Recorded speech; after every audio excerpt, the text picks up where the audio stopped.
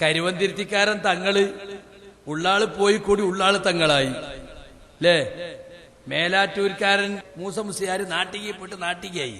എന്നമാതിരി ഇയാൾ ഉള്ളാളെ തുല്യ തങ്ങളായിപ്പോയി. കാന്തപുരത്തിന്റെ വലിയ ശൈഖായപ്പോ ഈക്കേനെ തള്ളിപ്പറഞ്ഞു എന്നല്ല, ഈക്ക കാഫിറാണെന്ന് പറഞ്ഞു. വലിയ ബഹളായപ്പോ പറയുന്നു ഞാൻ പറഞ്ഞതല്ല. ആര് പറഞ്ഞ? CM വലിയുള്ള പറഞ്ഞാണ്. CM പറഞ്ഞാ പിന്നെ ചോദ്യമല്ലല്ലോ. CMന് തലക്ക് സുഖമില്ലാത്ത ആളല്ലേ, അയാൾ കഫറാണ്. അപ്പൊ ഇയാള് പറയാ കഫർക്ക് വലിയ അർത്ഥമുണ്ട്. അതെന്താ? വിത്ത് മണ്ണിൽ മറച്ചു വെക്കുന്ന അവൻ കർഷകൻ, കാഫിറിന് കർഷകൻ എന്നർത്ഥമുണ്ട്. ആ അർത്ഥം എനിക്കും അറിയാം. ശാർത്ഥത്തിലും നല്ല പറഞ്ഞെന്നുള്ള നിലക്ക് തന്നെ ഞാൻ പറഞ്ഞതല്ല. എന്നിട്ട് എനിക്കതിൽ കൊത്തും ഒക്കെ വന്നില്ല. എന്നിട്ട് എന്തേ ഞാൻ ഉള്ളോളത്ത് നോലിച്ചു പോയോ? അപ്പൊ ഞാനങ്ങനെ ഈക്കെ കാഫറുണ്ടെന്ന് എനിക്കൊരു ചുക്കും വന്നിട്ടില്ല, അഞ്ഞൊന്നും വരൂല എന്ന് ഈക്കക്കാരെ വെല്ലുവിളിക്കാണ്. എന്നിട്ടോ ഈക്കക്കാര് പത്രത്തിലൊക്കെ എഴുതി ഉള്ളാൾ തങ്ങളുടെ നടപടി ധിക്കാരം. ഉണ്ടോ? ഉള്ളാളം തങ്ങളുടെ നടപടി ധിക്കാരം. കാസർഗോഡ് 50,000-ൽ പരം ഇസ്ലാം മത പണ്ഡിതന്മാരുടെയും വടകര മുഹമ്മദ് ആജി തങ്ങൾ, CM വലിയുല്ലാഹി മടവൂർ തുടങ്ങിയ ഔലിയാക്കളുടെയും ഗുരുവര്യനും ആത്മീയ നേതാവുമായ മർഹൂം ശംസുലുലമയെ മതഭ്രഷ്ടനാക്കി പ്രഖ്യാപിച്ച ഉള്ളാളം കുഞ്ഞിക്കോയ തങ്ങളുടെ നിലപാട് ധിക്കാരപരവും അങ്ങേയറ്റം പ്രതിഷേധാർഹവുമാണെന്ന് സുന്നി യുവജന സംഘം SKSF കാസർഗോഡ് ജില്ലാ പ്രവർത്തക സമിതി യോഗം പ്രസ്താവിച്ചു. സ്വന്തം നാട്ടുകാർ കാളിസ്ഥാനത്ത് ഒഴിവാക്കിയ കുഞ്ഞിക്കോയ തങ്ങളെ ഉള്ളാളം കാളിസ്ഥാനത്ത് നീക്കം ചെയ്ത് ഉള്ളാളം ജമാഅത്ത് കമ്മിറ്റി മുസ്ലിം സമുദായത്തോട് നീതി പുലർത്തണമെന്ന് യോഗം ആവശ്യപ്പെട്ടു. ഗുരുനാഥനായ ശംസുലുലമയെ മതഭ്രഷ്ടനാക്കുക വഴി ഇസ്ലാമിക ദൃഷ്ട്യാ നിക്കാഹ്, നിസ്കാരം തുടങ്ങിയ മതകർമ്മങ്ങൾക്ക് നേതൃത്വം നൽകാൻ അർഹതയില്ലാത്തതാകയാൽ ഖാലിസ്ഥാൻ സ്വയം പിരിഞ്ഞു പോകാൻ കുഞ്ഞിക്കോയ തങ്ങളോട് യോഗം ആവശ്യപ്പെട്ടു. ഭയങ്കര വിവാദം ഉണ്ടായി. ഇപ്പത് പറയണ എന്തിനാച്ചാല് മുജാഹിദുകളെ മുസ്ലിമീങ്ങളെ മുശ്രിക്കാക്കി എന്ന് പറഞ്ഞിട്ട് എന്താക്കി? ഭയങ്കര ബഹളം ഉണ്ടാക്കി. അപ്പൊ തമ്മിൽ കാഫിറാക്കണ അവരാണിപ്പോ നമ്മളെ പറ്റി പറയണത്. ഈക്കക്കാരൻ പ്രസംഗിച്ച AP-ക്കാരൻ കാഫിർ, AP-ക്കാരൻ പ്രസംഗിച്ച ഈക്കക്കാരൻ കാഫിർ, ഒരു രണ്ടൂട്ടും കാഫിറാവും ആനക്കാരൻ പ്രസംഗിച്ച ഈ രൂപത്തിലുള്ള അങ്ങോട്ടും ഇങ്ങോട്ടും കുഫർ ഫത്വ ഇറക്കുന്ന ആളുകൾ മുജാഹിദുകളെ പറ്റി, മുജാഹിദുകളിൽ ഇപ്പൊ ഇടക്കാലത്ത് കേന്ദ്രം ഇലക്ഷന് വേണ്ടി ഒരു മൂവർ സംഘം ഉണ്ടാക്കിയ ഒരു ഫിത്തന, അത് മുതലെടുക്കാൻ വേണ്ടിയാണ് ഇപ്പോൾ ശ്രമിച്ചുകൊണ്ടിരിക്കുന്നത്. ഇത് മാത്രല്ല, CM മടവൂരിനെ കുറിച്ച് വേറൊന്ന് കേട്ടോളി. CM മടവൂരിന്റെ കറാമത്ത് ഇങ്ങനെ പറഞ്ഞിട്ട് പറയാണെന്ത്, ഇന്ദിരാഗാന്ധി ഇറക്കി മൊറാർജിയെ കയറ്റിയത് ആരാണെന്നാ? CM മടവൂരാണെന്നാ പറയുന്നത്. നമ്മളെ സ്വപ്ന ജീവി മുഹമ്മദ് ആയസനി പകര കേൾപ്പിച്ചെടുക്കും. നിന്ന് ഒരു ഹോട്ടലിൽ കയറി ഇറങ്ങിയപ്പോൾ പത്രത്തിൽ ഇന്ദിരായുടെ ചിത്രം കണ്ടപ്പോൾ വൈലത്തൂർ ബുഖാരി തങ്ങൾ എന്നോട് പറഞ്ഞതാ, ബഹുമാനപ്പെട്ട CM വലിയുള്ളയും കൂടെയുണ്ട്. CM വലിയുള്ളനോട് പറഞ്ഞു, ഈ പെണ്ണാണല്ലോ നിങ്ങളൊക്കെ ഭരിക്കുന്നത് എന്ന് പറഞ്ഞു. ഈ പെണ്ണാണല്ലോ നിങ്ങളെ ഭരിക്കുന്നത്. ബഹുമാനപ്പെട്ട CM വലിയുള്ള പറഞ്ഞ്, അവളെ ഞാൻ സസ്പെൻഡ് ചെയ്തിരിക്കുന്നു. നോക്ക്, നിങ്ങൾ ഭരിക്കുന്ന ആളെ അങ്ങോട്ട് സസ്പെൻഡ് ചെയ്യാൻ പറ്റുമോ? അപ്പൊ ഇവരാണ് അങ്ങോട്ട് ഭരിക്കുന്നത് എന്നത് കാണിച്ചു കൊടുക്കാം. എന്താ പറഞ്ഞത്? ഞാൻ അവളെ സസ്പെൻഡ് ചെയ്തിരിക്കുന്നു. ആരെ? ഇന്ദിരനെ. ആർക്ക് കഴിയും? അതാ ഇറങ്ങുന്നു അവള്, മുറാർജി കയറുന്നു. ആരാ സസ്പെൻഡ് ചെയ്തത്? ആരാ അവിടെ ഭരിക്കുന്നത്? ആരാക്കണം ഇവിടെ? ബഹുമാനപ്പെട്ട ഖുതുബുൽ ആലം CM വലിയുല്ലാഹി, അല്ലാഹുവിന്റെ ബർക്കത്തോടെ നമ്മൾ നന്നാക്കട്ടെ. ഭ്രാന്തന്മാര് പറഞ്ഞ് ഏതെങ്കിലുമൊക്കെ ഒത്തുവരാതെക്കോ? ഒത്തുവരാത്ത എത്ര ഉണ്ടാവും? അത് ഭ്രാന്തിന്റെ കൂട്ടത്തിൽ കൂട്ടും. വല്ലതും ഒത്തു വന്നാൽ കറാമത്തുമായി. കണ്ടെങ്കില് ഇന്ദിരാഗാന്ധി അടിയന്തരാവസ്ഥക്കു ശേഷം സ്ഥാനഭ്രഷ്ടയാക്കപ്പെടുകയും മൊറാർജി ദേശായി വരികയും ചെയ്തു. ജമാഅത്തേരടക്കം ജനസംഘത്തിന് വോട്ട് ചെയ്ത കാലാത് അല്ലേ? അടിയന്തരാവസ്ഥയുടെ പേരിലുണ്ടായ പ്രശ്നങ്ങളും പ്രയാസങ്ങളും ഊതി ഉറപ്പിച്ച് എല്ലാവരും കൂടി അവരെ പുറത്തിറക്കി. അത് CM വലിയുള്ളാന്റെ കറാമത്താണ്. ഞാൻ അവളെ ഡിസ്മിസ് ചെയ്തിരിക്കുന്നു. ചായപ്പീടി കയറിയപ്പോ ഇന്ദിരാഗാന്ധിന്റെ ഫോട്ടം കണ്ടപ്പോ ഭ്രാന്തനോട് ചോദിച്ചത് ഇയാളല്ലേ നിങ്ങളെ ഭരിക്കണെന്ന്. അദ്ദേഹത്തിന് തലക്ക് സുഖമില്ലാത്ത ആൾ നമ്മൾ കുറ്റം പറയേണ്ട. തലക്ക് സുഖമില്ലാത്ത ആളുകൾ ഉണ്ടാവുമല്ലോ, പാവങ്ങൾ. അള്ളാഹു രോഗം ചികിത്സിച്ച് മാറ്റിയില്ലെങ്കിൽ പിന്നെ അങ്ങനെ തന്നെയാണല്ലോ. നമ്മൾ അവരൊരു ആക്ഷേപവും പറയണില്ല. തലക്ക് സുഖമില്ലാത്ത മനുഷ്യന്മാരാ ആയിക്കോട്ടെ. അയാൾ പറഞ്ഞ എന്ത്? ഞാൻ അവിടെ ഡിസ്മിസ് ചെയ്തിക്കണ്. ഇബലിപ്പോ അത് കറാമത്തായിട്ട് പറഞ്ഞെടുക്കാൻ. അപ്പൊ സുഹൃത്തുക്കളെ, ഞാനതൊക്കെ പറഞ്ഞ എന്തിനാ വിചാരിച്ചാല്, ഒരിക്കലും തന്നെ മുജാഹിദുകൾ ആരെയും കാഫറ എന്ന് പറയുകയോ ആരെങ്കിലും മുശ്രിക്കാക്കുകയോ ചെയ്തിട്ടില്ല. കുഫറും ശിർക്കും വിശദീകരിച്ചു കൊടുക്കും. പക്ഷേ ഇപ്പോൾ ഉണ്ടായ ഈ പ്രതിസന്ധിയുടെ പേരിൽ മുജാഹിദ് പ്രസ്ഥാനത്തിനെതിരെ എല്ലാരും കൂടി ഒറ്റക്കെട്ടയക്കുക. ജമാഅത്തേര് മാധ്യമം കൊണ്ട് സഹായിക്കുന്നു, SKSF അപ്പുറത്ത് കൂടി മറ്റൊരു ഇപ്പുറത്ത് കൂടി, ഓരോരുത്തർക്കും ഓരോ പ്രശ്നങ്ങളാ. EK ഗ്രൂപ്പില് റഹ്മത്തുള്ള ഖാസിമി തീജാനി തരീക്കത്തേക്ക് പോയി എന്നിട്ട് അവിടെ എന്തൊക്കെയോ പ്രശ്നങ്ങൾ നടക്കുന്നുണ്ട് അതിന്റെ ഉള്ളില്. പിന്നെ APക്കാര് പല തരീക്കത്തിൽക്കും പോയി, കക്കാട് പൈസ അങ്ങോട്ട് പോയി, മറ്റേങ്ങോട്ട് പോയി, മുടിയിൽ മുങ്ങിപ്പോയി. മുടിന്റെ 40 കോടിയും 500 കോടിന്റെ ഖുറാഫി സിറ്റിയും അതിന്റെ തറക്കല്ല അവിടെ ഭൂമിയില ആകാശത്ത് ആകെപ്പാടെ ബെരകി കിടക്കുക അവിടെ. പിന്നെ മടവൂരും കൂട്ടരും 10 കൊല്ലം ജിന്നും ചീറും പറഞ്ഞിട്ടും ക്ലച്ച് പിടിച്ചില്ല. അപ്പൊ അവർക്ക് നിലനിൽപ്പിന്റെ പ്രശ്നം, മണികളെ പിടിച്ചെടുത്തേണ്ട പ്രശ്നം. ജമാഅത്തെ ഇസ്ലാമിക്ക് രാഷ്ട്രീയത്തിൽ രംഗപ്രവേശനം ചെയ്തിട്ട് വലിയ നേട്ടമുണ്ടാക്കാന്ന് വിചാരിച്ചിട്ട് അതിന്റെ മോഹഭംഗത്തിൽ അവര് എല്ലാവർക്കും കൂടി ഇപ്പൊ കിട്ടിയതാണ് നമ്മൾ മൂവർ സംഘം ഉണ്ടാക്കിയ ഫിത്തന. അത് മുതലെടുക്കാന്ന് വിചാരിച്ച എല്ലാവരും കൂടി ഇറങ്ങിയിരിക്കാം. ഒന്നിച്ച് പറയാണ് ഇപ്പോ മുജാഹിദുകൾ KNMകാർ ജിന്നിനെ വിളിച്ച് പ്രാർത്ഥിക്കാൻ തുടങ്ങി, ജിന്നിനോട് സഹായം തേടാൻ തുടങ്ങി, ഒന്നിച്ചു പറയാണ്. അതങ്ങനെയാണ്, എല്ലാരും കൂടി പറയുമ്പോ ആളുകൾ വിശ്വസിക്കുമല്ലോ എന്ന നിലക്ക് ഗീബൽസിയൻ സിദ്ധാന്തം അനുസരിച്ച് ആദ്യം അമ്പലക്കടവ് ഫൈസിയും കൂട്ടം തുടങ്ങി. വർഷങ്ങൾക്ക് മുമ്പ് തുടങ്ങിയതാ. 2007 ഏപ്രില് ഇസ്ലാഹ് മാസികയിൽ ഒരു ലേഖനം വന്നപ്പോ തുടങ്ങിയതാ. അന്ന് തന്നെ നമ്മളതിന് മറുപടിയും കൊടുത്തിട്ടുണ്ട്. കേട്ടോളുങ്ങൾ. മുജാഹിദ് പ്രസ്ഥാനം രാത്രി മാത്രമേ പകലും ജിന്നിനോട് സഹായം ചോദിക്കാനാണ്, പിശാചിനോട് ചോദിക്കാന്ന് പറയുന്നത്. ഇവർ പറയുന്നത് വിജനമായ മരുഭൂമിയിൽ നമ്മൾ അകപ്പെട്ടു. മരുഭൂമി എന്ന വലിയ കേസാണ്. നമ്മൾ നടന്ന മാതിരി മരുഭൂമിയിൽ അകപ്പെട്ടാൽ വഴി അറിയില്ലെങ്കിൽ ഒരു രക്ഷയില്ല, മരിച്ചു പോകുന്നേ വഴിയുള്ളൂ, വേറെ വഴിയില്ല. കാരണം എന്താ വെച്ചാൽ മരുഭൂമി ചുട്ടുപൊള്ളുന്ന മണൽക്കാടാണ്. ഒരു ആരും തുണക്കുണ്ടാവില്ല, റോഡുമില്ല, വഴിയില്ല, മനുഷ്യന്മാരില്ലാത്ത വിജനമായ പ്രദേശം. റോഡ് അറിഞ്ഞില്ലെങ്കിൽ, വഴി അറിഞ്ഞില്ലെങ്കിൽ രക്ഷപ്പെടാൻ ഒരു വഴിയില്ല. അങ്ങനെ ഗത്യന്തരമില്ലാത്ത ഘട്ടത്തിൽ തൽക്കാലം സഹായം കിട്ടണമെങ്കിൽ പണ്ടൊക്കെ മുജാഹിദ് പറഞ്ഞ അള്ളഹാനോട് മറ്റാരോടും പ്രാർത്ഥിക്കാൻ പാടില്ലെന്നാ. ഇപ്പൊ പറഞ്ഞത് അള്ളഹാനോടും പ്രാർത്ഥിക്കാം, ജിന്നിനോടും പ്രാർത്ഥിക്കാം, പിശാചിനോടും പ്രാർത്ഥിക്കാം, മഹാത്മാക്കളോട് പാടില്ല എന്ന് മാത്രമേ. കണ്ടോ, ജിന്നിനോടും പ്രാർത്ഥിക്കാം, പിശാചിനോടും പ്രാർത്ഥിക്കാം, മഹാത്മാക്കളോട് പാടില്ല എന്നേ ഉള്ളൂ. എവിടുന്നാ സൈസ്യത് കിട്ടുക? എവിടെ നിങ്ങൾക്ക് ഇസ്ലാഹ് മാസിക്കുന്നത് കിട്ടുക? കിട്ടൂലല്ലോ. യാ ഇബാദല്ലാഹി സൂനി എന്ന ഹദീസ് വിശദീകരിക്കുന്നിടത്ത് പണ്ഡിതന്മാരൊക്കെ പറഞ്ഞൊരു തത്വം അബ്ദുൽ ജബ്ബാർ പോലി പറഞ്ഞു എന്നേ ഉള്ളൂ. അത് അതിന്റെയൊക്കെ എത്രയോ മുമ്പ് നമ്മൾ പറഞ്ഞ വിഷയ. 2004 ഇവർ നമ്മളുമായിട്ട് സംവാദത്തിന് വന്നപ്പോ മണ്ണാർക്കാട് വെച്ച് ഞാൻ പറഞ്ഞ മറുപടി ഉണ്ട്. അതൊക്കെ ഇൻഷാ അല്ലാഹ് അവിടെ കാണിക്കാൻ പോകുന്നുണ്ട്. 1980കളിൽ ഇതേ ആശയം നമ്മുടെ ശബാബിൽ വന്നിട്ടുണ്ട്. അത് പുസ്തകമാക്കി 2001 ഇറക്കിയിട്ടുണ്ട്. 2005 അതിന്റെ സെക്കൻഡ് എഡിഷൻ ഇറക്കിയിട്ടുണ്ട്.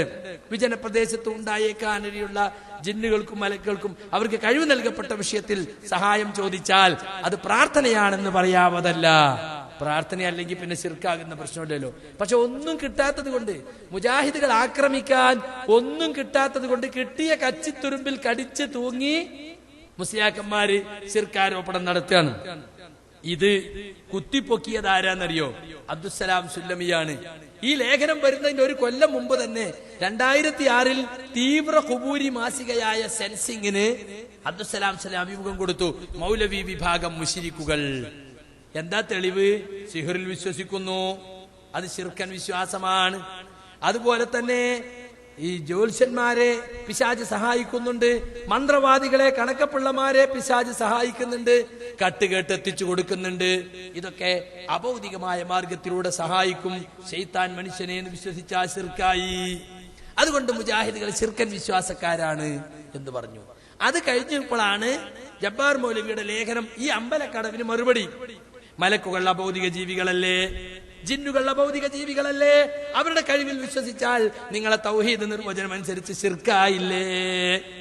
അപ്പൊ ജബ്ബാർ മൗലവി മറുപടി കൊടുത്തു, അല്ല, അവർ അഭൗതിക ജീവികളല്ല, അവർ അഭൗതിക കഴിവുള്ളവരല്ല. അഭൗതിക കഴിവെന്ന് പറയുന്നത് അള്ളാന്റെ മാത്രം കഴിവാണ്. എന്നിട്ട് അതിനൊരു ഉദാഹരണം എടുത്തു കൊടുത്തതാണ്. വിജനമായ മരുഭൂമിയിലൂടെ വഴിയറിയാതെ നടന്നു നീങ്ങുന്ന ഒരാള്, പരിസരത്ത് ആരെയും കാണുന്നില്ല. അപ്പൊ എന്റെ ശബ്ദം കേൾക്കുന്ന മനുഷ്യൻ, മലക്ക്, ജിന്ന് ആരെങ്കിലും വിളി കേൾക്കട്ടെ എന്ന് വിചാരിച്ച് അള്ളാഹുവിന്റെ അടിമകളെ എന്നെ സഹായിക്കണേ എന്ന് പറഞ്ഞാൽ എന്തല്ല, അതിൽ അഭൗതികതയില്ല, അഭൗതികമായ സഹായതട്ടമില്ല, പ്രാർത്ഥനയില്ല, അതുകൊണ്ട് അതിൽ ശിർക്കുമില്ല എന്ന് പറഞ്ഞു കൊടുത്തു. അതുപോലെ ഹാജറ ബീവി സംഭവത്തിന് തുല്യമായ ഒരു സംഭവം.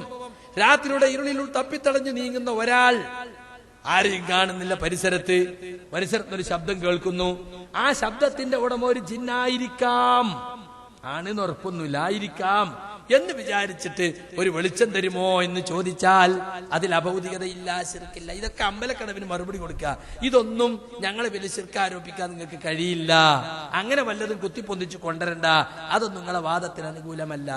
അപ്പൊ ഇവിടെ എന്റെ ശബ്ദം കേൾക്കുന്ന ആരെങ്കിലും എന്ന് പറഞ്ഞു, പ്രത്യേകം പറഞ്ഞു, ആ ശബ്ദം കേൾക്കുന്ന പരിധിയിലുള്ളവർ സഹായിക്കുന്നു വിചാരിച്ചാൽ മനസ്സിൽ പ്രാർത്ഥന വരുന്നില്ല, അതുകൊണ്ട് ശിർക്കല്ല എന്ന് ഓർമ്മപ്പെടുത്തി. പക്ഷേ അബ്ദുസ്സലാം സ്വല്ലമി ചാടിക്കൊത്തി അലിമദനിയും കരിമ്പലാക്കലും രംഗത്തിറങ്ങി ശിർക്ക്, ഇസ്ലാഹിൽ വന്നത് ശിർക്ക് എന്ന് പറഞ്ഞ് ആക്ഷേപിക്കാൻ തുടങ്ങി. അലിമദനി പറഞ്ഞെന്ന് കേട്ടോളൂ. ആ കാലത്ത് അലിമദനി മടവൂരികളുടെ സ്റ്റേജിൽ വെച്ച് പറയാം,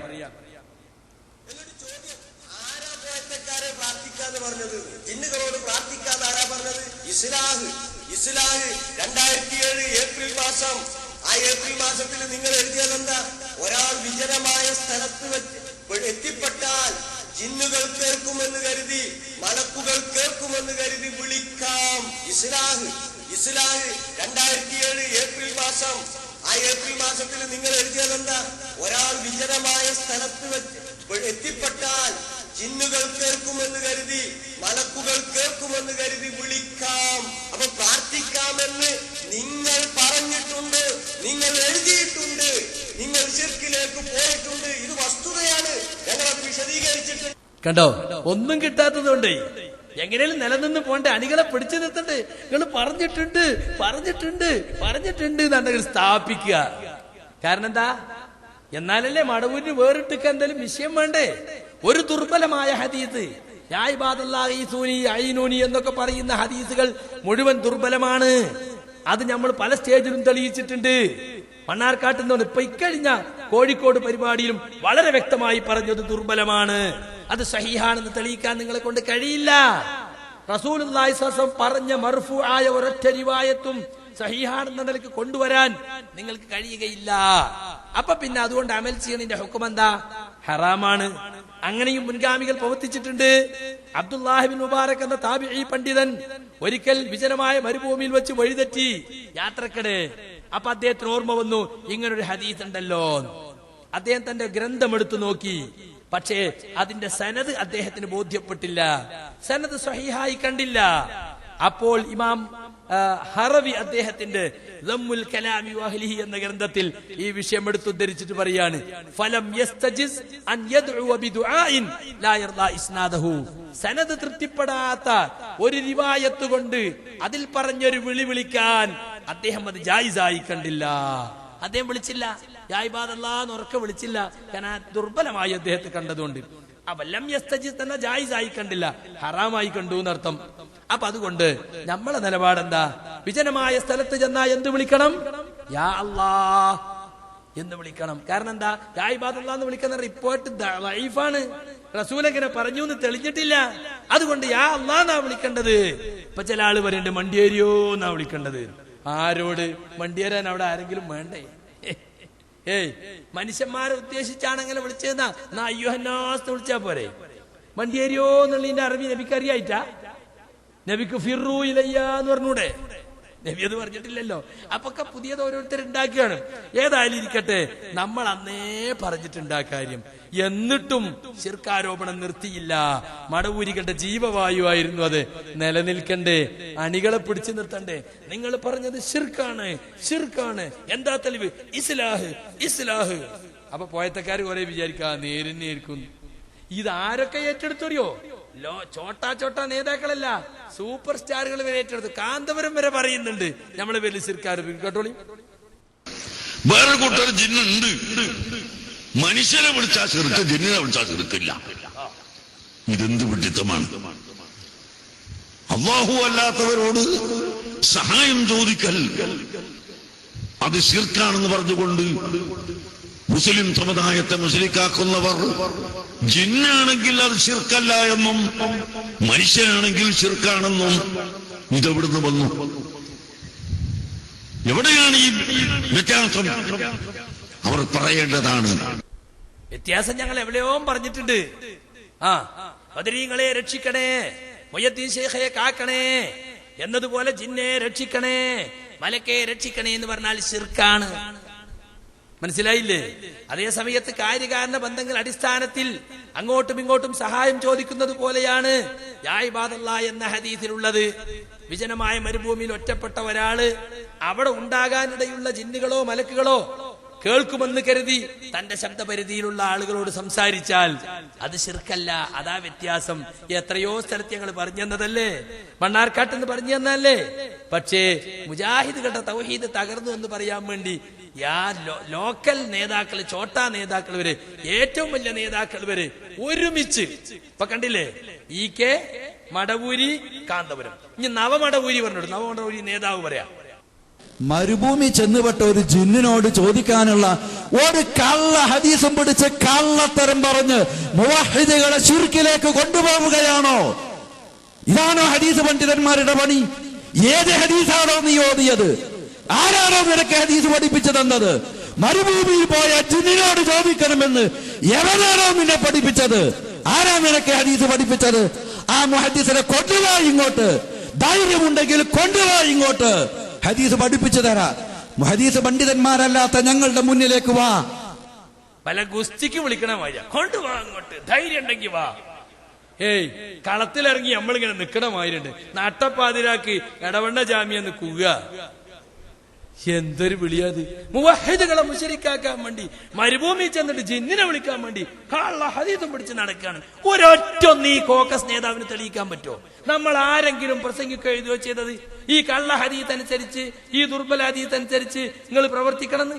കള്ള ഹദീസ് എന്ന വാക്കെന്നെ തെറ്റാ. മൗദൂആയ ഹദീസിനെ പറ്റിയ കള്ള ഹദീസിന് ഇസ്തിലാഹിന്റെ പണ്ഡിതന്മാര് പറയല്.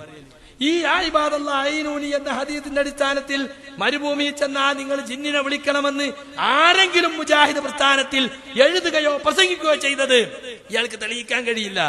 KNM ഇലക്ഷന് വേണ്ടി മുജാഹിദുകളെ ചേരിതിരിച്ച് രണ്ടാക്കിയ ശേഷം അവസാനം എന്നെ പുറത്താക്കി. എപ്പോ? കഴിഞ്ഞ ആഗസ്റ്റ് 22-ന് ഭരണസമിതി പുറത്താക്കിയിട്ട് സംസ്ഥാന കൗൺസിലിൽ എനിക്ക് അപ്പീല് നൽകാൻ പോലും ചാൻസ് തരാതെ കൗൺസിലിന്റെ മുമ്പ് 3 സ്ഥലത്ത് മുഖാമുഖം. ഒന്ന് കൊടുവള്ളി, പിറ്റേന്ന് ജാമ്യ, അതിന്റെ പിറ്റേന്ന് ബുസ്താൻ. ഇപ്പൊ കൗൺസിലിൽ ആരും ചോദിക്കുമല്ലോ, ഞാൻ ശിർക്കിലേക്ക് പോയി പച്ചക്ക് അങ്ങോട്ട് പറയാ. ആളില്ലാത്ത പോസ്റ്റ് ഗോളടിക്കല്ലേ, നല്ലോണം പറയാലോ, പാതിരാക്കുന്ന തൊള്ളിടാലോ, അലറാലോ, അലറലോടലർ. കൊണ്ടുപോടോ ഇങ്ങോട്ട്, ധൈര്യം ഉണ്ടെങ്കിൽ കൊണ്ടുപോവാ. എന്നിട്ട് പ്രഷർ കൂടിയിട്ടേ ഒരു റുഖിയ നടത്തേണ്ട സ്ഥിതിയിലാപ്പുള്ളത്. ഇനി കേട്ടോളി, കോക്കസ് നേതാവ് പറഞ്ഞതനുസരിച്ച് തുള്ളുന്ന നമ്മളെ പ്രസിഡന്റ് അയാള് പറയാ, മരിച്ചുപോയ മഹാനന്മാരായ ആ മുൻഗാമികൾ പഠിപ്പിച്ച തൗഹീദിന് വിരുദ്ധമായി അള്ളാഹുവിനെ മാത്രം ആരാധിക്കുകയും അവനെ മാത്രം സഹായം തേടുകയും ചെയ്യണം എന്നതിന്റെ പവിത്രമായ ആശയത്തിന് വിരുദ്ധമായി പ്രതിസന്ധി ഘട്ടങ്ങളിൽ സഹായിക്കാൻ ആരുമില്ലാത്ത വിജനമായ സ്ഥലങ്ങളിൽ അള്ളാഹുവിനോടാണ് സഹായം തേടേണ്ടത് എന്ന് പഠിപ്പിക്കുന്നതിന് പകരം അവിടെ ഉണ്ട് എന്ന് ഉണ്ടോ ഇല്ലേ എന്നൊന്നും തിരിച്ചറിയാത്ത സങ്കല്പിച്ചുകൊണ്ട് ജിന്നിനോട് സഹായം തേടാൻ അത് അനുവദനീയമാണെന്ന് പറഞ്ഞ് മണിക്കൂറുകൾ ചെലവഴിച്ച് അതിന് ന്യായീകരണങ്ങൾ കണ്ടെത്തി ഇതെല്ലാം പറയുന്നതോടൊപ്പം ഞങ്ങൾക്കങ്ങനെ വാദമില്ല, എനിക്ക് ആ വാദമില്ല. ആരാണിത് പറഞ്ഞത് എന്ന് ചോദിക്കുകയും വീണ്ടും വിശദീകരണത്തിലേക്ക് കടക്കുകയും. എന്താണ് ഇല്ലെന്ന് പറയാൻ 4 മണിക്കൂർ വേണമോ? എനിക്ക് ആ വിശ്വാസമില്ല. ജമിയത്തിന്റെയും നെതുവത്തുൽ മുജാഹിദിന്റെയും ആശയം തന്നെയാണ് എനിക്കുള്ളത് എന്ന് പറഞ്ഞ് അവസാനിപ്പിച്ചുകൂടെ? അല്പകാലം ഒന്ന് വിശ്രമിച്ചുകൂടെ? എന്നോടാ ചോദിക്കണേ, വിശ്രമിച്ചുകൂടെ? ആകെ മഞ്ചേരിയും പുസ്താനേ പറഞ്ഞിട്ടുള്ളൂ. അപ്പോഴത്തിന് ബേജാറായി. സെപ്റ്റംബർ 12-ന് അത് ഞാൻ എപ്പോഴാ ഇറങ്ങിയത്? മാർച്ചിൽ നിങ്ങൾ എനിക്ക് ഷോക്കോസ് നോട്ടീസ് നൽകി. സെപ്റ്റംബർ 8-നാണ് ഞാൻ ഇറങ്ങിയത്, അല്ലേ? April, May, June, July, August, September, 6-ാം മാസം 8-ാം തീയതി വിശ്രമിച്ചു.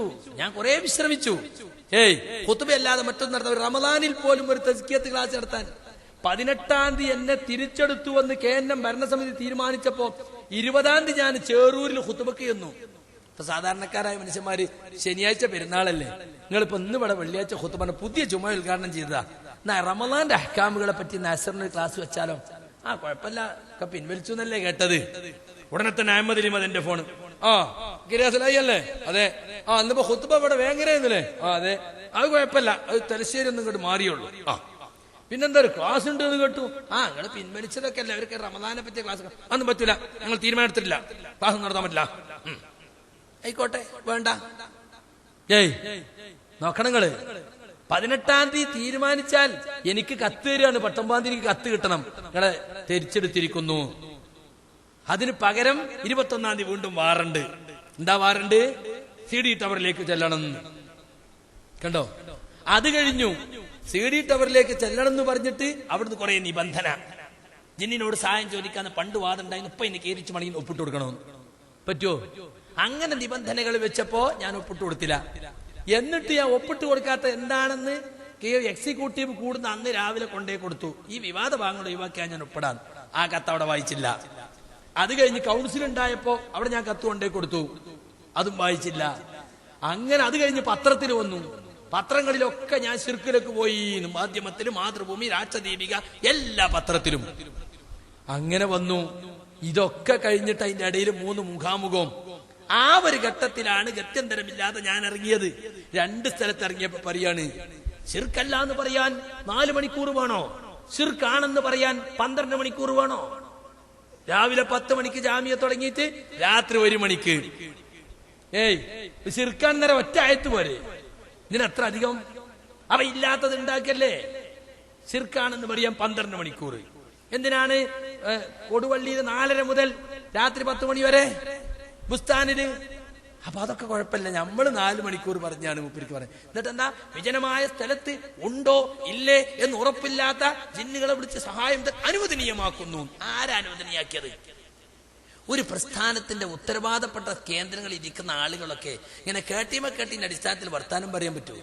ഇതൊരു മത സ്റ്റേജ് അല്ലേ? നിങ്ങൾ ഇരിക്കുന്ന പോസ്റ്റ് ഒരു ദീനീ പ്രസ്ഥാനത്തിന്റെ അധ്യക്ഷ സ്ഥാനമല്ലേ? പച്ചക്കളവല്ലേ TP നിങ്ങൾ പറഞ്ഞത്? എത്ര സ്റ്റേജിൽ ഞാൻ വെല്ലുവിളിച്ചു, നിങ്ങൾക്കൊരു തെളിവ് ഹാജരാക്കാൻ പറ്റുമോ? പാവപ്പെട്ട മുജാഹിദ് പ്രവർത്തകരെ വിളിച്ചു കൂട്ടിയിട്ട് സെപ്റ്റംബർ 12-ന് കണ്ണൂർ ജില്ലയിലെ KNM-ന്റെ പ്രവർത്തകരെ വിളിച്ചു കൂട്ടിയിട്ട് പ്രസിഡന്റ് പറയാണ്, അതിൽ തന്നെ ബഷീർ ഡോക്ടർ എന്ന് പറഞ്ഞ അവിടുത്തെ ജില്ലാ പ്രസിഡന്റ് പറഞ്ഞു, ജിന്നിനെ വിളിച്ച് പ്രാർത്ഥിക്കാന്ന് പറഞ്ഞൊരു കൂട്ടര് വന്നിട്ട് ഇപ്പൊ പ്രസ്ഥാനം പിടിക്കുന്നുണ്ട്. അബ്ദുറഹ്മാൻ സലഫിയും പറഞ്ഞു, സഹായം തേടൽ ആരോടാണ് എന്നതാണ് ഇവിടുത്തെ വലിയ പ്രശ്നം, വിജനമായ സ്ഥലത്ത് ആരോടാണെന്ന് വലിയ പ്രശ്നം എന്ന് അയാളും പറഞ്ഞു, ഇയാളും പറഞ്ഞു. ഇങ്ങനെ പച്ചക്ക് ശിർക്കാരോപിക്കാണ്. വല്ല തെളിവെടുക്ക നിരത്താണ്ട സുഹൃത്തുക്കളെ. അപ്പോ ഈ ശിർക്കാരോപണം അത് യഥാർത്ഥത്തിൽ KNM ഇലക്ഷന് വേണ്ടി ഇവരുണ്ടാക്കിയതാണ്. കാരണം എന്താ അറിയോ? ശിർക്കാരോപകർക്കൊക്കെ പിൻവാങ്ങേണ്ടി വന്നു. മൗദൂദികൾ പണ്ടി അമ്മക്കതിൽ ശിർക്കാരോപിച്ചു. നിങ്ങൾ വോട്ട് ചെയ്യുന്നു, ശിർക്കല്ലേ? നിങ്ങൾ തെരഞ്ഞെടുപ്പിൽ പങ്കെടുക്കുന്നു, ശിർക്കല്ലേ? നിങ്ങൾ കോടതിയിൽ പോകുന്നു, ശിർക്കല്ലേ? അവസാനം അവരെന്തായി? അതൊക്കെ ഓലും ചെയ്യൽ തുടങ്ങി. ഇപ്പോഴോന്ന് ചോദിച്ചു, ഞങ്ങളെ ശിർക്ക് വേറെ, ഞങ്ങളെ വോട്ട് വേറെ, നിങ്ങളെ വോട്ട് വേറെ. എന്താ വ്യത്യാസം? ഞങ്ങൾ പരമാധികാരം അല്ലാഹുവാണെന്ന് വിചാരിച്ചിട്ടാണ് രാജീവ് ഗാന്ധിക്കൊരോട്ട്, കുഞ്ഞാലിക്കുട്ടിക്കൊരോട്ട്. നിങ്ങൾ പരമാധികാരം ഈ പാർലമെന്റിനാണ്, നിയമസഭക്കാന്ന്. എവിടെ ഞങ്ങൾ അങ്ങനെ എഴുതിയെന്നോ? ഞങ്ങളുടെ പുസ്തകത്തിലുണ്ടോ, പ്രസംഗത്തിലുണ്ടോ? അപ്പൊ ഇല്ലാത്തത് ആരോപിച്ച് നമ്മളെ പേരിൽ ശിർക്ക് ആരോപിച്ചവർക്ക് അത് പിൻവലിക്കേണ്ടി വന്നു, തിരുത്തേണ്ടി വന്നു. ശിർക്കല്ലാത്ത കാര്യം ശിർക്കാന്ന് പറഞ്ഞാൽ അതിന്റെ അവസ്ഥ. സുഹൃത്തുക്കളെ, ഇവിടെ കേരളത്തിൽ ഇപ്പോ കഴിഞ്ഞ 1.5 വർഷമായി ജമിയത്തുൽ ഉലമയുടെ ബാനറിൽ നടത്തുന്ന വിശദീകരണ യോഗങ്ങളിലൂടെ മുജാഹിദുകളായ സാധാരണക്കാർ തെറ്റിദ്ധരിച്ചിട്ടുള്ളത് സക്കരിയ സലാഹി ജിന്നിനെ വിളിച്ച് പ്രാർത്ഥിക്കാന്ന് പറയുന്ന ആളാണ്, ജിന്നിനെ വിളിച്ച് സഹായം തേടാന്ന് പറയുന്ന ആളാണ്. അങ്ങനെ ശിർക്കിലേക്ക് പോയിട്ടുണ്ട്. ജമിയത്തുൽ ഉലമ എല്ലാവരും കൂടി പറയുമ്പോ അതിൽ എന്തെങ്കിലും ഒരു സത്യം അല്ലാതിരിക്കോ? എവിടെ എല്ലാരും കൂടി ഈ കോക്കസും ഈ കോക്കസിനെ പിന്താങ്ങുന്ന കുറച്ചാലുള്ളൂ, പലരെയും കളിൽ കാണുന്നില്ലല്ലോ. അപ്പൊ സുഹൃത്തുക്കളെ, പറഞ്ഞ് അവസാനം വിശദീകരണം ഒരു 10 വിശദീകരണം, ഒരു 3-4 വിശദീകരണം കഴിഞ്ഞപ്പോൾ തന്നെ സംഗതി താളം തെറ്റാൻ തുടങ്ങി. 2 ആഴ്ച മുമ്പ് തിരുവനന്തപുരത്ത് വിശദീകരണത്തിന് പോയി. പ്രവർത്തകർ നിർത്തി ചോദിച്ചു. അബ്ദുറഹ്മാൻ സലഫി 2009 ജിദ്ദയിൽ പറഞ്ഞതും അതന്നല്ലേ സക്കരിയ സലാഹി ഇപ്പോഴും പറയുന്നത്? അദ്ദേഹം അന്ന് മണ്ണാർക്കാട് പറഞ്ഞതന്നല്ലേ ഇപ്പോഴും പറയണത്? പിന്നെ എന്താ ഇവിടുത്തെ പ്രശ്നം? ഇവിടെ ജിന്നിനോട് തേടാൻ ആർക്കും അഭിപ്രായമില്ലെന്നിരിക്കെ എന്തിനാണ് നിങ്ങൾ മുജാഹിദ് പ്രവർത്തകരെ തമ്മിൽ തെറ്റിച്ചത്? എന്തിനാണ് നിങ്ങൾ ഈ ചിത്രതയുണ്ടാക്കിയത്? ഇല്ലാത്തൊരു വിഷയം വലിച്ചിട്ട് എന്തിനു നിങ്ങൾ ചിത്രതയുണ്ടാക്കി? പ്രവർത്തകർ വികാരത്തോടെ ചോദിച്ചു. അങ്ങനെ ഹനീഫ് കായക്കൊടിക്ക് അവിടെ വെച്ച് പറയേണ്ടി വന്നു, സക്കരിയ സലാഹിക്ക് പ്രാർത്ഥിക്കാമെന്ന് വാദമില്ല, സക്കരിയ സലാഹിക്ക് സഹായം തേടാന്ന് വാദമില്ല, സക്കരിയ സലാഹിക്ക് എവിടെയോ ഉള്ള ജിന്നിനോട് ഭൗതിക കാര്യം ചോദിക്കാന്നും വാദമല്ല. കേട്ടോളിയ ഭാഗം നല്ലവണ്ണം ശ്രദ്ധിച്ചു കേൾക്കണം. മൗലവിക്ക് ജിന്നിനോട് പ്രാർത്ഥിക്കാം എന്ന വാദം ഉണ്ട് എന്ന് നമ്മൾ പറയുന്നില്ല. സക്കരിയ സലാഹിക്ക് ജിന്നിനോട് പ്രാർത്ഥിക്കാം എന്ന വാദമുണ്ട് എന്ന് നമ്മൾ പറയുന്നില്ല. സക്കരിയ സലാഹിക്ക് ജിന്നിനോട് എല്ലാ കാര്യങ്ങളിലും സഹായം തേടാം എന്ന വാദമുണ്ട് എന്ന് നമ്മൾ പറയുന്നില്ല. അഭൗതികമായ കാര്യങ്ങൾ, ഉദാഹരണത്തിന് ജിന്നെ എനിക്കൊരു സന്താനത്തെ തരണേ, ജിന്നെ എനിക്കൊരു കുട്ടിയെ തരണേ, ജിന്നെ എന്റെ രോഗം മാറ്റണേ, ജിന്നെ എന്നെ സ്വർഗത്തിലെത്തിക്കണേ എന്നിങ്ങനെ ജിന്നിനോട് പറയാം എന്ന വാദം സക്കരിയ സലാഹിക്കില്ല. എവിടെയെങ്കിലുമുള്ള ഏതെങ്കിലും ഒരു ജിന്നിനോട് ഭൗതികമായ കാര്യങ്ങളും തേടാം എന്ന വാദവും സക്കരിയ സലാഹിക്കില്ല. സക്കരിയ സലാഹിയുടെ അപകടകരമായ വാദം എന്താണ്? നമ്മുടെ മുമ്പിലുള്ള ഒരു ജിന്ന്, ആ ജിന്നിന് കഴിവ് നൽകപ്പെട്ട വിഷയത്തിൽ ആ ജിന്നിനോട് സഹായം ചോദിക്കുന്നത് ശിർക്കല്ല എന്നതാണ്. അവിടെ മുസ്ലിം ജിന്ന് എന്നുകൂടി ചിലപ്പോൾ കൂട്ടിച്ചേർക്കാറുണ്ട്. ഒന്നുകൂടി കേൾപ്പിച്ചെടുക്കും, എല്ലാരും കേൾക്കട്ടെ. ഇത്ര കാലം മുജാഹിദുകളെ തമ്മിൽ തെറ്റിച്ച് ഭിന്നിപ്പിച്ച് രണ്ട് കഷ്ണമാക്കിയത് ഈ കളവ് പറഞ്ഞിട്ടാ. ഇപ്പൊ പറഞ്ഞോലെ തന്നെ പിൻവലിക്കാണ് ആളുകളെ മുമ്പിൽ. ഏത്തമിടിക്കണം ഓരോരുത്തർ മുജാഹിദ് യൂണിറ്റുകളിൽ കൊണ്ടുവന്നിട്ട് പറയും. മൗലവിക്ക് ജിന്നിനോട് പ്രാർത്ഥിക്കാം എന്ന വാദം ഉണ്ട് എന്ന് നമ്മൾ പറയുന്നില്ല. സക്കരിയ സലാഹിക്ക് ജിന്നിനോട് പ്രാർത്ഥിക്കാം എന്ന വാദമുണ്ട് എന്ന് നമ്മൾ പറയുന്നില്ല. സക്കരിയ സലാഹിക്ക് ജിന്നിനോട് എല്ലാ കാര്യങ്ങളിലും സഹായം തേടാം എന്ന വാദമുണ്ട് എന്ന് നമ്മൾ പറയുന്നില്ല. അഭൗതികമായ കാര്യങ്ങൾ, ഉദാഹരണത്തിന് ജിന്നെ എനിക്കൊരു സന്താനത്തെ തരണേ, ജിന്നെ എനിക്കൊരു കുട്ടിയെ തരണേ, ജിന്നെ എന്റെ രോഗം മാറ്റണേ, ജിന്നെ എന്നെ സ്വർഗത്തിലെത്തിക്കണേ എന്നിങ്ങനെ ജിന്നിനോട് പറയാം എന്ന വാദം സക്കരിയ സലാഹിക്കില്ല. എവിടെയെങ്കിലുമുള്ള ഏതെങ്കിലും ഒരു ജിന്നിനോട് ഭൗതികമായ കാര്യങ്ങളും തേടാം എന്ന വാദവും സക്കരിയ സലാഹിക്കില്ല. സക്കരിയ സലാഹിയുടെ അപകടകരമായ വാദം എന്താണ്? നമ്മുടെ മുമ്പിലുള്ള ഒരു ജിന്ന്, ആ ജിന്നിന് കഴിവ് നൽകപ്പെട്ട വിഷയത്തിൽ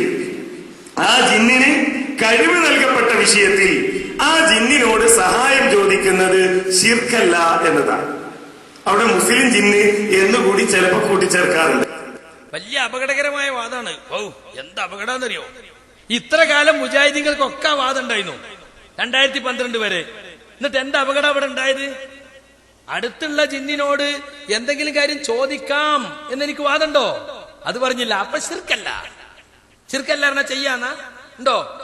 ഭൗതികമായോ അഭൗതികമായോ എന്തെങ്കിലും ഒരു കാര്യം ഹാദറായ ജിന്നിനോട് ചോദിക്കാൻ എനിക്ക് വാദമുണ്ടോ? ഇല്ല. അപകടകരമായ വാദം. ശിർക്കല്ല എന്ന് വാദമുള്ളൂ. അത് വലിയ അപകട. ഈ അപകടത്തിലായിരുന്നു 2012 വരെ കേരളത്തിലെ മുജാഹിദുകൾ. മണ്ണാർക്കാട് വെച്ച് അനീഫ് അടക്കമുള്ള, മജീദ് സലാഹി അടക്കമുള്ള, ഇന്ന് ശിർക്കാരോപണ നേതൃത്വം കൊടുക്കുന്ന ഐ അംസബാക്കവി അടക്കമുള്ള ആളുകൾ ഇരിക്കെ ഞാൻ പറഞ്ഞിട്ടില്ലേ ഇത്? യാ ഇബാദല്ലാഹിനെ പറ്റി ചോദിച്ചോ? പറഞ്ഞിട്ടില്ലേ? അത് മലക്കുഞ്ചിനും പറഞ്ഞിട്ടില്ലേ? എന്നിട്ട് എന്തേ ഇവിടെ സംഭവിച്ചു? എന്ത് അപകടം ഇവിടെ ഉണ്ടായി? നമ്മൾ കേട്ടോളി. മണ്ണാർക്കാട് ഞാൻ പറഞ്ഞത് ൊന്നും ഇവിടെ നടക്കൂല. ഞങ്ങളുടെ ചോദ്യം എന്താണെന്ന് ചോദിച്ചാൽ, നിങ്ങൾ ഇവിടെ 19 കൊല്ലമായി നിങ്ങൾ പറഞ്ഞല്ലോ, നിങ്ങൾ ഈ നാട്ടിലെ മുസ്ലിമീങ്ങളെ ബഹുദൈവ വിശ്വാസത്തിലേക്ക് നയിച്ചുകൊണ്ടിരിക്കുകയാണ്. ഏകദൈവ വിശ്വാസികളായ മുസ്ലിം സമുദായത്തിൽ ശിർക്ക്, ബഹുദൈവ വിശ്വാസം പ്രചരിപ്പിച്ച് നേരത്തെയും മുറൂസും മൗലിദും നടത്തി ഒരുപാട് ശിർക്ക് പ്രചരിപ്പിക്കുന്നു. അതിന് തെളിവുണ്ടാക്കാൻ വേണ്ടി പരിശുദ്ധ ഖുർആനെ നിങ്ങൾ ദുർവ്യാഖ്യാനം ചെയ്യുകയാണ്. അതുകൊണ്ടാണ് ഞങ്ങൾ ഇവിടെ നിങ്ങളോട് ഈ വക ചോദ്യങ്ങൾ ചോദിക്കുന്നത്. ഇപ്പോഴും മൂപ്പർക്ക് റസൂലുള്ളാഹിന്റെ സാന്നിധ്യത്തിൽ വെച്ച് സാധിച്ചത് പറയാൻ കഴിഞ്ഞിട്ടില്ല. പഴയത് ആവർത്തിച്ച് റസൂലുള്ളാഹിന്റെ സദസ്സിൽ വന്നിട്ട് ഒരു കണ്ണുപൊട്ടൻ പറയാണ്, യാ മുഹമ്മദ് ഇന്നി തവജ്ജഹ്തു ബിക. മുമ്പിൽ നിൽക്കുന്ന നബിയോട് പറയാണ്, മുഹമ്മദ് നബിയെ നിങ്ങളെ കൊണ്ട് ഞാൻ അള്ളാഹുവിലേക്ക് മുന്നിടുന്നു, പ്രാർത്ഥിക്കാൻ നബിയോട് ആവശ്യപ്പെടുന്നു. നബി പ്രാർത്ഥിക്കുന്നു. അത് തർക്കമുള്ള വിഷയമല്ല, അത് തവസ്സുലാണ്. തവസ്സുലല്ല ഇവിടുത്തെ ചർച്ചാ വിഷയം. വ്യവസ്ഥ ഒന്ന് വായിച്ചു നോക്കണം. വ്യവസ്ഥയിൽ പറഞ്ഞിട്ടുണ്ട്. വ്യവസ്ഥയിൽ എന്താ പറഞ്ഞിട്ടുള്ളത്? പ്രാർത്ഥനയുടെ പര്യായമായ സഹായം തേട്ടം, അല്ലാതെ പ്രാർത്ഥിക്കാൻ ആവശ്യപ്പെടുന്ന തവസ്സുല. അവിടെ ഹദീസുള്ളതിലുള്ളത് യാ മുഹമ്മദ് ഇന്നി തവജ്ജഹ്തു ബിക. മുന്നിലുള്ള നബിയോട് പറയുകയാണ്, നബിയെ നിങ്ങളെ കൊണ്ട് ഞാൻ മുന്നിടുന്നു. അപ്പൊ മുന്നിലുള്ള റസൂലുള്ളാഹിനോട് പറഞ്ഞല്ല, അസാന്നിധ്യത്തിൽ നബി സല്ലല്ലാഹു അലൈഹി വസല്ലമയുടെ അസാന്നിധ്യത്തിൽ വെച്ച് പറഞ്ഞത്. അതാണ് ഇവിടെ തെളിയിക്കേണ്ടത്. പിന്നെ യാ ഇബാദല്ലാഹി അഗീസൂനി എന്ന് കൽപ്പനയുണ്ട്. അവിടെ ഏതെങ്കിലും ഒരു സ്ഥലത്ത് നിങ്ങൾ എത്തിപ്പെട്ടാൽ നമ്മൾ രണ്ടാമത്തെ പ്രമാണം എഴുതുമ്പോ സഹീഹായ ഹദീസ് എന്നൊരു നിബന്ധന വെച്ചിട്ടുണ്ട്. അതെന്തിനാരിയോ? ഇതുപോലുള്ള ദുർബല ഹദീസുകൾ നിങ്ങൾ ഇവിടെ കൊണ്ടുവരാതിരിക്കാൻ വേണ്ടിയാണ്. ദുർബലമാണ് ഹദീസ്. അതിന്റെ ദുർബലത ഹദീസ് പണ്ഡിതന്മാര് വ്യക്തമാക്കിയിട്ടുണ്ട്. ഏതെങ്കിലും വസ്തു നിങ്ങൾക്ക് നഷ്ടപ്പെട്ടാൽ, ഏതെങ്കിലും സ്ഥലത്ത് നിങ്ങൾ ഒഴിഞ്ഞ സ്ഥലത്ത് എത്തിപ്പെട്ടാൽ അള്ളാഹുവിന്റെ അടിമകളെ സഹായിക്കണം. അത് ഏതെങ്കിലും പ്രത്യേക ആളുകളെ ലക്ഷ്യം വെച്ചുകൊണ്ട് പറയുന്ന ഒരു സംഗതിയല്ല, തർക്കത്തിലുള്ള ഇസ്തിനാദയല്ല. ഒരു വിജനമായ സ്ഥലത്ത് നമ്മൾ എത്തിപ്പെട്ടാല് നമ്മളെ വിളി കേൾക്കുന്ന ആരെങ്കിലും ഉണ്ടാകുമെന്ന ഉദ്ദേശത്തോടെ ഒരാൾ വിളിച്ചു പറയുന്നതാണ് ഇബാദല്ലാഹ് ഗീസൂനി എന്ന്. വിളിച്ചു പറയുന്ന ദൂരത്ത് മനുഷ്യരാരെങ്കിലും ഉണ്ടെങ്കിൽ അവർ സഹായിക്കട്ടെ, അതല്ലെങ്കിൽ ആ പ്രദേശത്തുള്ള അദൃശ്യ ശക്തികളായ മലക്കുകളോ മുസ്ലിം ജിന്നുകളോ സഹായിക്കട്ടെ എന്നതാണ്. അതാണ് ഇവിടെ യഥാർത്ഥ തർക്കത്തിലുള്ള വിഷയവുമായി ബന്ധപ്പെട്ടതല്ല. നേരെ മറിച്ച് ആ സന്ദർഭത്തിൽ നിങ്ങൾ വൈദ്യുതിയെ രക്ഷിക്കണേ എന്ന് വിളിക്കുന്നതാണെങ്കിലോ അത് ശിർക്കാണ്. അത് നിങ്ങളെ തെളിവ് കൊണ്ടുണ്ട്. ഇത് ദുർബലമായ ഹദീസാണ്, സഹീഹായ ഹദീസാണ് തെളിവ് ഉദ്ധരിക്കേണ്ടത്. സഹീ ആണെങ്കിൽ തന്നെ നിങ്ങൾക്ക് തെളിവില്ല, തർക്കത്തിരിക്കുന്ന വിഷയത്തിന് അതിൽ തെളിവില്ല.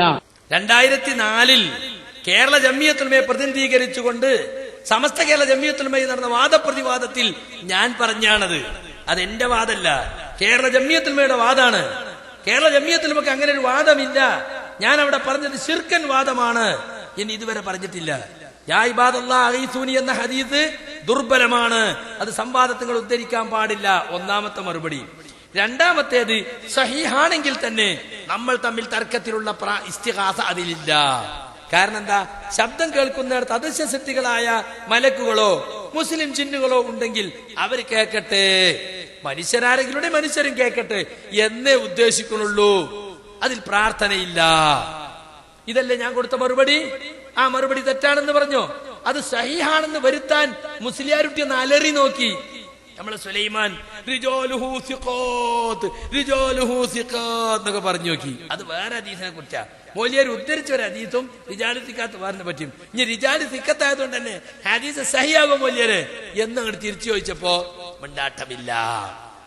വലിയ ആവേശത്തിൽ വന്നതാ. 200 മുഖാമുഖം നടത്തി സമദീയത്തിന്റെ അജയ്യത ജനങ്ങളെ ബോധ്യപ്പെടുത്തിയ അഹങ്കാരത്തിൽ മരിച്ച വീട്ടിൽ നിന്ന് ഇറങ്ങിപ്പോകും പോലെ പോയത്. അതിന്റെ ശേഷം ആ മാളിയക്കൽ സക്കാഫ് ഇതുവരെയും തല പൊന്തിച്ചിട്ടില്ല. പൊന്തിക്കാൻ ശ്രമിക്കിട്ടും അങ്ങനെയാണ് പോകുകയാണ്. താഴത്തേക്ക് മേലേക്ക് വരുന്നില്ല. എന്താ കാരണം? അള്ളാഹു സുബ്ഹാനഹു തആലാന്റെ തൗഹീദ് തകർക്കാൻ ഇറങ്ങിയവൻ അല്ല താത്തിയതാ, ഞാൻ താത്തിയതല്ല. അപ്പൊ ഞാൻ ജംഇയ്യത്തുൽ വേണ്ടി കൊടുത്ത ആ മറുപടിയിൽ ഞാൻ ഇപ്പോഴും ഉറച്ചു നിൽക്കുന്നു. അത് ശിർക്കാണെന്നാ ഇപ്പൊ ഇവര് പറയണേ. അതിന്റെ അർത്ഥം എന്താ? അന്ന് ശിർക്കും തമ്മിൽ വാദപ്രതിവാദം നടന്ന് തന്നെ. എന്താ ഈ പറയണത്? ഞാനത് തൗഹീദാണെന്ന് എനിക്കാ പറഞ്ഞത്, അത് ശിർക്കാണെന്നാ ഇപ്പൊ പറയണത്. ആ മറുപടി എന്നെ പറയണമെന്നാ ഞാൻ പറയണത്, അത് മാറ്റണം എന്നാ അവര് പറയണത്. അവിടെ അദൃശ്യ ശക്തികളായ ജിന്നുകൾ, മുസ്ലിം ജിന്നുകളോ മലക്കുകളോ ഉണ്ടെങ്കിൽ ശബ്ദം കേൾക്കുന്ന പരിധിയാണ്, അവർ കേൾക്കട്ടെ എന്ന് വിളിച്ചു പറയുന്നതാണ്. അത് പ്രാർത്ഥനയല്ലാന്ന് ഞാൻ പറഞ്ഞത് ശിർക്കൻ മറുപടിയായിരുന്നു. 2012 വരെയും നമ്മൾ ശിർക്കിലായിരുന്നു എന്നല്ലേ അർത്ഥം? അമ്പലക്കടവ് പൈസക്ക് മറുപടി പറഞ്ഞുകൊണ്ട് ഇപ്പോൾ ശിർക്കാരോപണ ആ വാദവുമായി നടക്കുന്ന അനസ് മുസ്ലിയാര് പറഞ്ഞ മറുപടി കേട്ടോളൂ. കണ്ടോ ആ വാചകം കോട്ടിവാട്ടുകയാണ് അദ്ദേഹം. ഒരാൾ ഒരു വിജനമായ മരുഭൂമിയിൽ അകപ്പെട്ടു. ആ മരുഭൂമിയിൽ അകപ്പെട്ടു പോയ ഒരു മനുഷ്യൻ വിളിച്ചു പറയാൻ, ആരെങ്കിലും എന്നെ സഹായിക്കണേ എന്ന് വിളിച്ചു പറയാ. അപ്പൊ അയാൾ ഉദ്ദേശിക്കാൻ, എന്റെ ശബ്ദം കേൾക്കുന്ന മലക്കുണ്ടെങ്കിൽ മലക്ക് കേട്ടോട്ടെ, എന്റെ ശബ്ദം കേൾക്കുന്ന ജിന്നുണ്ടെങ്കിൽ ജിന്നും കേട്ടോട്ടെ, എന്റെ ശബ്ദം കേൾക്കുന്ന മനുഷ്യനുണ്ടെങ്കിൽ മനുഷ്യനും കേട്ടോട്ടെ എന്ന് വിചാരിച്ചിട്ട് അദ്ദേഹം വിളിച്ചു പറയുന്നത്. എങ്കിൽ അത് ശിർക്കല്ല, അബൗദികമല്ല, കാര്യകാരണ ബന്ധങ്ങൾക്ക് അതീതമല്ല. എന്താ തെറ്റതില്? ആ വാചകത്തിൽ അതിൽ നിന്ന് എവിടുന്നാ കിട്ടിയത്? ജിന്നുകളോട് പ്രാർത്ഥിക്കാൻ എവിടുന്നാ കിട്ടിയത്? എന്താ തെറ്റതില്? ജിന്നുണ്ടെങ്കിൽ ജിന്ന് കേട്ടോട്ടെ, മലക്കുണ്ടെങ്കിൽ മലക്കും കേട്ടോട്ടെ. അത് ശിർക്കല്ല, അബൗദികമല്ല, കാര്യകാരണ ബന്ധത്തിന് അതീതമല്ല. അപ്പൊ മൂപ്പര് തൗബ ചെയ്തത്രേ. മൂപ്പര് തൗബ ചെയ്തുകൊണ്ട് ഇസ്ലാഹി പ്രസ്ഥാനത്തിന്റെ ആദർശം മാറോ? ഇപ്പൊ എന്തായി? അത് ശിർക്കാണ്, അബൗദികമാണ്, കാര്യകാരണ ബന്ധത്തിന് അതീതമാണ്, അത് പ്രാർത്ഥനയാണ്. അപ്പൊ ഈ കാസറ്റ് പിൻവലിക്കണം, എന്നിട്ട് SKSF ഓഫീസിൽ പോയി കുമ്പസരിക്കണം അല്ലേ? ഇതാ ഇവിടുത്തെ പ്രശ്നം. ഇതാ സക്കരിയ ഒപ്പിടാൻ പഠിച്ചു, സക്കരിയ ശിർക്കാന്ന് പറയാൻ തയ്യാറാണില്ല എന്നൊക്കെ പറഞ്ഞത്. അത് ഏതിനെ പറ്റിയാ? ഇതിനെ പറ്റിയാണ്. ഇത് അപകടകരമായ വാദമാണ് എന്നാണ് ഹനീഫ് പറയുന്നത്. ഈ അപകടകരമായ വാദം അപ്പൊ ഇവരും പറഞ്ഞത്. ഈ മുസ്ലിയാർ വന്നിട്ട് പുളിക്കിൽ വന്നിട്ട് കളിയാക്കിയ സക്കരിയ സലാഹി പറഞ്ഞ റേഞ്ചിനകത്തുള്ള ജിന്നാണെങ്കിൽ ശിർക്കല്ല, റേഞ്ചിന് പുറത്താണെങ്കിൽ ശിർക്കാണ്. ഇതിപ്പോ എന്താ പറഞ്ഞത്? ഇത് റേഞ്ചിനകത്തോ പുറത്തോ? ജിന്നുണ്ടെങ്കിൽ ജിന്ന് കേട്ടോട്ടെ, റേഞ്ചിലേക്ക് അകത്താണോ? മലക്കുണ്ടെങ്കിൽ മലക്കും കേട്ടോട്ടെ, മലക്കും റേഞ്ചിനകത്താണോ? എന്നാ ശിർക്കല്ല. ഇപ്പൊ ഞാൻ പറഞ്ഞപ്പോ ഞാൻ ശിർക്കായി എന്നെ പുറത്താക്കണം. ആ എന്തൊക്കെയാണ് എന്നെ വിളിച്ച് പറയണത് ഇപ്പൊ എന്നറിയോ? മംഗലാപുരത്ത് വന്നിട്ട് പിന്നെ പണ്ഡിതൻ പിഴച്ചാൽ നായെ പോലെയാന്ന് ഖുർആൻ പറഞ്ഞിട്ട് നായത്തോതി. സക്കരിയ മൗലവി ആയത്തൊന്ന് ഓതി നോക്കണം നിന്നോട്, നോക്കണം നിങ്ങൾ. അപ്പൊ സുഹൃത്തുക്കളെ, ഈ തരത്തിൽ മുജാഹിദ് പ്രസ്ഥാനത്തിന്റെ പഴയ നിലപാട് അതിൽ ഉറച്ചു നിൽക്കണം. അത്